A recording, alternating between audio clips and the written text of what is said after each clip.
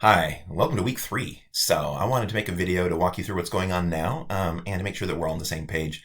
So you should have already finished your speeches for your career. So that should be your interview and your elevator pitch. Those should already be turned in and done. So hopefully they are. I haven't looked at them yet, but I'm excited to and give you some feedback on those.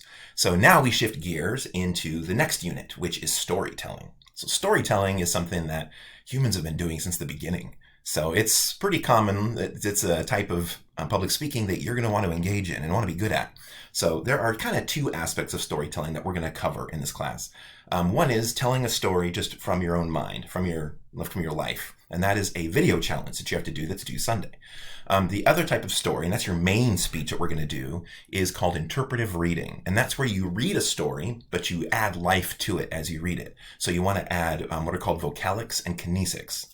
So those are new words, probably.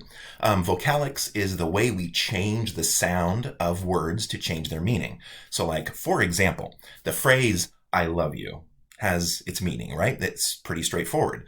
But by using vocalics, just vocalics, changing the sounds of my voice, you can change the meaning of that phrase. So there's, I love you. You could also say, I love you.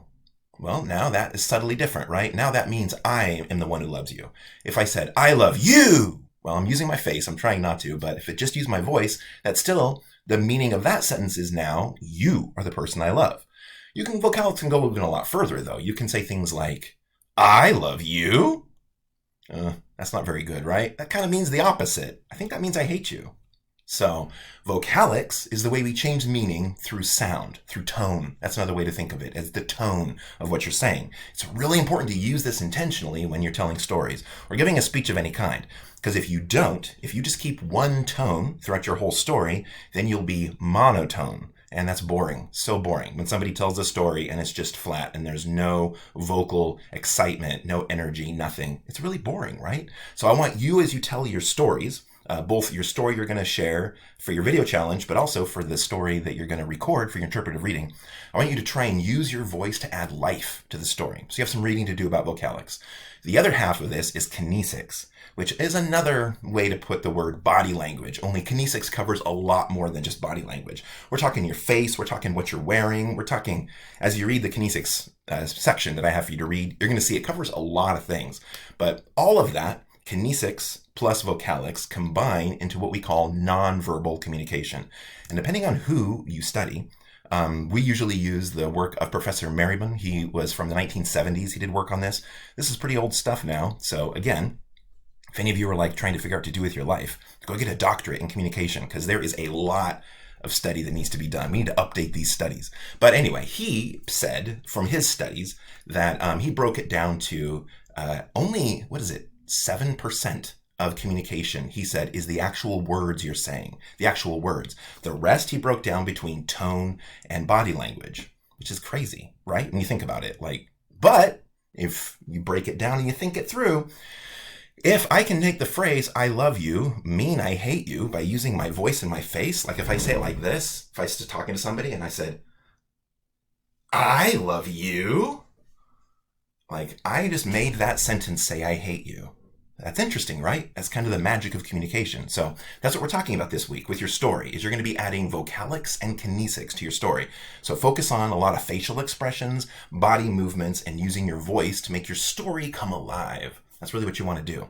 If you've ever read a story to a child, it's similar, but adults need that too, right? Don't be monotone. Try and make your story pop. That's this week. That's this next unit's work. That's what we're going to try and do.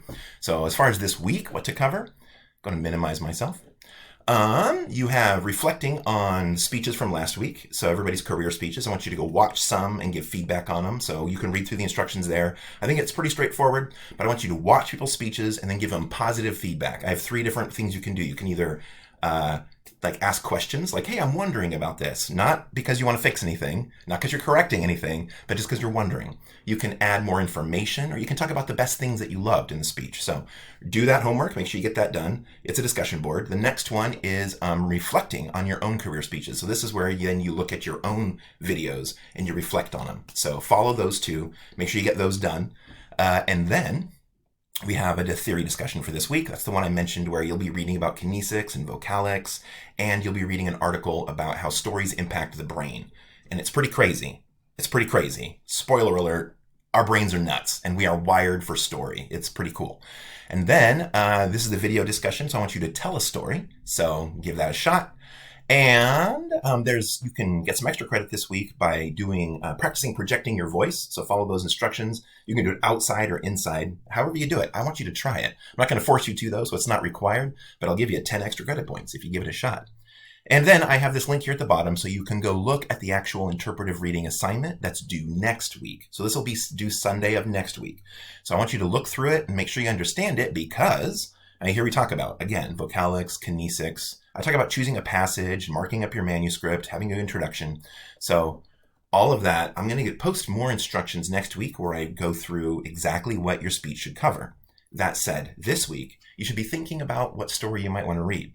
So it's something you're going to read to us, right? It could be a story you've written. It could be something that you found somewhere. A great place to look online is to search for flash fiction. So like, for example, say you're a big fan of Steven Universe. You could type in Steven Universe flash fiction. Flash fiction stories are usually only 1,000 words or less, so they would probably fit within the time frame of this speech.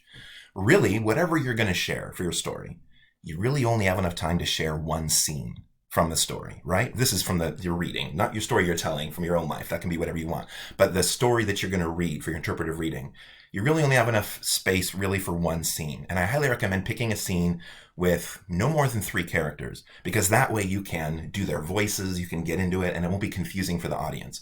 All that to say, this week, find a story. And if you want help with that, if you're like, hey, I don't know if this story's going to work, talk to me. Right? Email me, send me the piece that you want to do, and give me your thoughts on it, and I'll give you my advice. So totally take advantage of that, please. Otherwise, I'll see you on the discussion boards. So let me know if anything comes up. I'm excited to see where this next goes, and I'll be posting my feedback by the end of the week for your last speech. So look forward to that. I'll see you guys on the boards.